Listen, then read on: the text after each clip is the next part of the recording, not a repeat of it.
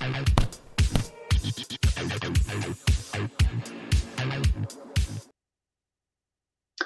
boxing fans around the world. Thanks for joining me once again here on Talkin Fight for another episode of Boxing News Today. We're going to start off with a little bit of news out of the heavyweight division because we have a fight coming up on Saturday featuring a couple of old-timers. Derek Chisora and Kubrat Pulev will meet for a second time over at the O2 Arena in London. I think they battled, let's see, have a quick look here, 6 years on from their 12-round battle for the European heavyweight title that was held at the Barclaycard Arena in Hamburg, Germany last time. And it was the Bulgarian Pulev who came out on top. Anyway, he's now 29-2 with 14 knockouts and still contending for a position up top of the heavyweight division, as is British favorite Chisora, who's 32-12 with 23 knockouts. But you know, I personally think their time has come and gone. So we'll see what happens on this particular night.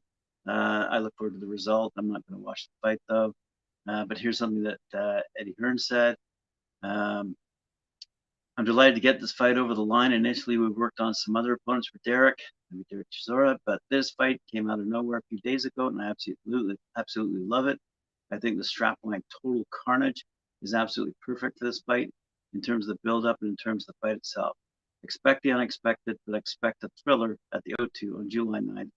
Both men have been long-standing fixtures of the World Heavyweight Division, and it's all or nothing at the O2 for both.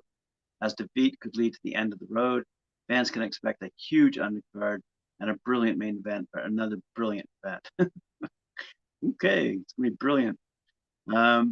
This rematch between two of the heavyweight division's most exciting fighters, I challenge that statement, is sure to be a sensational showdown that takes over the O2, said Ed Breeze, Executive Vice President Rights at DAZN.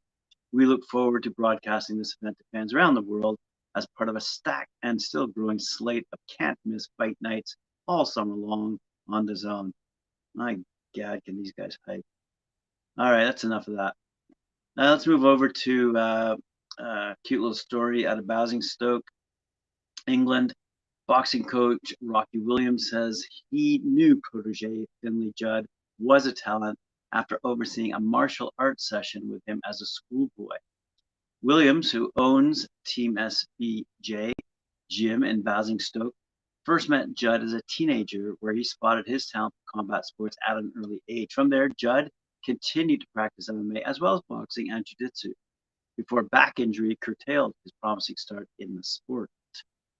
However, Judd was still able to box, and after honing his skills further, the 23-year-old welterweight has since become a professional boxer and has won all 3 of his bouts so far. And he's set to return to the ring in July, where he'll face Ivan Najak at London's Ivan at London's iconic York Hall.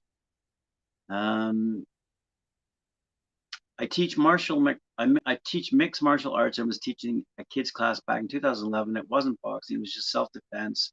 And Fynnlie came along when he was about 15 years of age. From the first lesson, I said to his mom that he's going to be a champion. From that session, I could see what I call fight readiness. They might not necessarily be skillful because they don't know the techniques, but there's a natural readiness. The only thing he wasn't too good at was kicking. I knew he did a bit of messing about with his cousin, but when we trained in that first session, he had natural speed and head movement. That's where he got the original nickname, the Natural One, because everything came to him naturally. After recently receiving his license, the bout also means Williams will be able to be in Judd's corner for the first time, something he believes will only improve the 22-year-old's performance on the night. It's a box ticker to fight at York Hall. He's fought in environments like that where he was on the white-collar scene. It's going to be a good one for us both to experience together, helping him call the shots and him looking stylish doing it. So a good little story out of Basingstoke for looked like a rising prospect in the welterweight division out of the UK. And it's good to get some decent quotes out of a boxing coach who's also on the rise, it seems, a fellow by the name of Rocky Williams.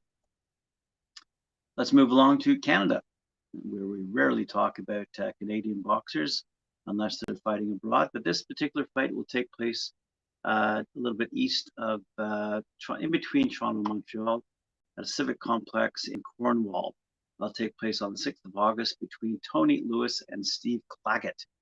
Cornwall boxer Tony Lewis, who's 29-5 with 10 knockouts, and Alberta's Steve Claggett, who's 31, 7-2 with 21 knockouts, will finally fight the war that boxing fans have been asking for. The two Canadians will face off on August 6th at the Civic Complex in Cornwall in a boxing card presented by Liveco Boxing. Few events are as exciting as a fight where two boxers are at a crossroads. Indeed, this confrontation can open doors for the winner, while it can have the opposite effect for his rival. His last fight was last March when he fought in the ring at the sumptuous Madison Square Gardens. It was a return to action following a 19-month layoff. The COVID having spoiled plans for many, this bout with Claggett will be his 35th fight, and he's determined to get back to winning. He says, in my last fight against Bauza, I wanted to show what I can still do.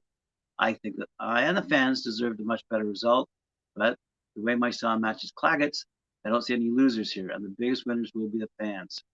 For his part, Claggett, who's been more active as in over the last few months, he has signed two wins by knockout. Yeah, okay, whatever. He signed 2 wins by knockout. His confidence is at his peak, and he has a strong desire to get back in the ring and go for a 3rd consecutive win and thus continue his momentum. This is a great fight for Canadian boxing. It's an explosive matchup, 2 experienced warriors with blood and guts, and 2 fighters who put it on the line every time. August 6th is going to be a fireworks display, said the Calgary native. Now we will see who has worked the hardest and who has put the most effort and who will come out on top when the bell rings at Claggett. This fight has been building for a long time, and there will be no turning back. Let's see who wants it more. Lewis concludes, Claggett and I have similar journeys, beating the odds, making our way as warriors, and competing at the highest level without looking back. We always knew this day would come, but we didn't know when. Now we know. All right, there you go. Some fight news out of Canada, specifically from Cornwall, Ontario. And let's get back to some heavyweight action, something that we rarely talk about here in Talking Fight. Andy Ruiz Jr. said he's almost ready for his fight against Luis King Kong Ortiz on September 4th. That'll be featured on Fox Sports PBC pay-per-view at the Crypto Arena in Los Angeles, formerly the Staples Center. The massive amount of weight that Ruiz has taken off the last 2 years hasn't improved his game and might have diminished his punch resistance, says this writer, Dan Ambrose. When you have a fighter that has been chunky their entire career, like Ruiz, it's better to not tinker with that and try to take off too much weight, he says. Boxing fans on social media don't understand the logic behind Ruiz promoters placing his fight against the 43-year-old Ortiz, who's 33-2, I might add, with 28 knockouts. Still, they're likely counting on people celebrating Labor Day weekend to purchase the fight. That would be Fox Sports pay-per-view. The former unified heavyweight champ, Ruiz, who's 34-2, did I mention that? 34-2, 22 knockouts, isn't revealing what his weight is. Still, he looks slim, not the obese 283-pounder that lost to Anthony Joshua back in Saudi Arabia in December 2019. What's unclear is whether that weight loss has improved the 32-year-old Ruiz, because he looked poor in his last fight against the 40-year-old Chris Arreola the previous year in May. Arreola dropped Ruiz in the second round and had him badly hurt. If Arreola were a few years younger, he would have finished off Ruiz. It's not a big shock that Ruiz looked so poor against Arreola, considering he was coming up a 1.5-year layoff and had been enjoying the millions of dollars he had made from his 2 fights with British heavyweight Anthony Joshua.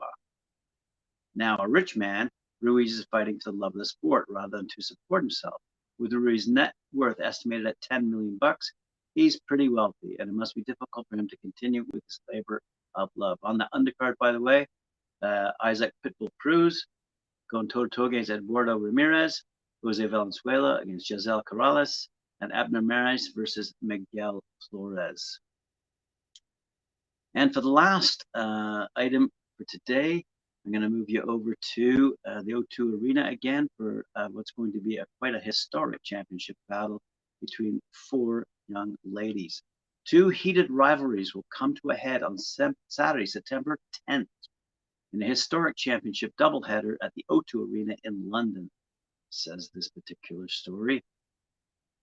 courtesy of boxingnews24.com. Let's read it.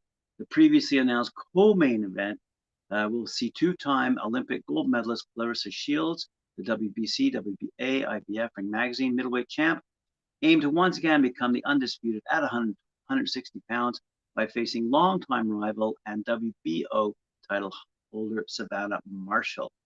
Shields and Marshall faced off as amateurs, with Marshall edging Shields by decision at the 2012 Women's World Championships that were held in China. Shields went 77-1 as an amateur and is the only female boxer to win undisputed titles in two weight classes.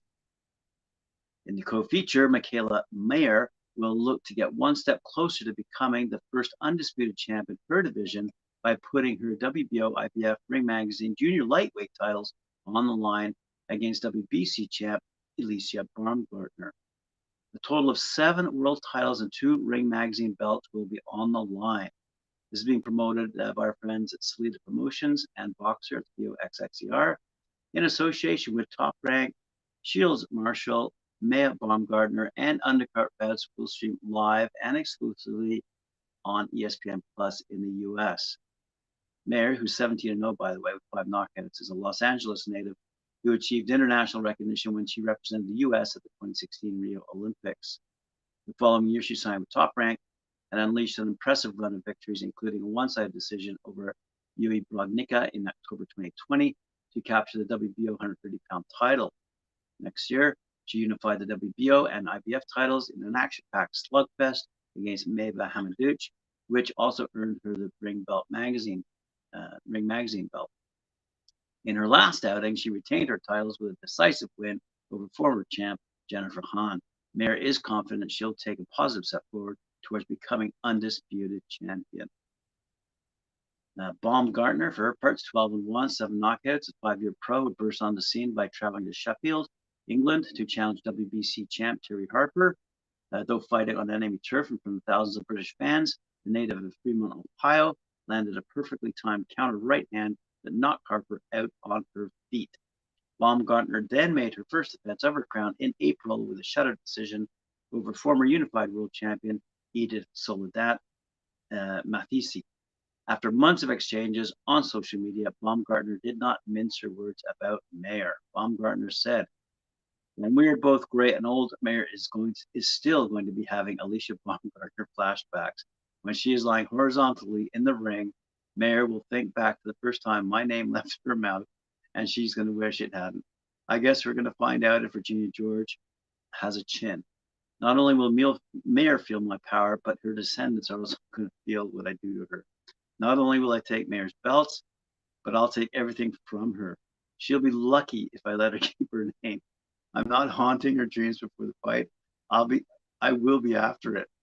If you come at the Queen, you best not miss. On the bright side for Mayer, a loss to me will be the best result on her resume."